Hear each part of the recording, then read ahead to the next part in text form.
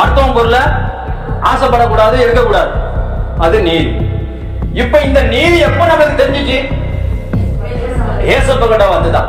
அப்ப நான் உலகத்துல இருக்கும் பொழுது அது தெரியாது.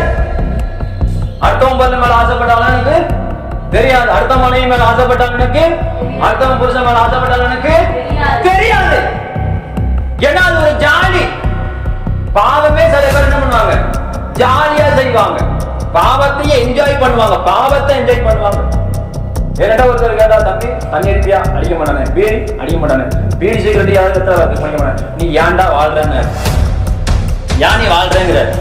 நீ உலகத்துல ஒரு மனுஷனா போறத எல்லாத்தையும் அனுபவிச்சுட்டு சாப்பிடா, அதுக்கு தானே நம்ம பிறந்திருக்கிறோம். நான் அவரை கூப்பிட்டு சொன்னேன், நல்லது தானே, இந்த வாழ்க்கையை விட மகிமையான ஒரு வாழ்க்கை ஒண்ணு இருக்கு. அந்த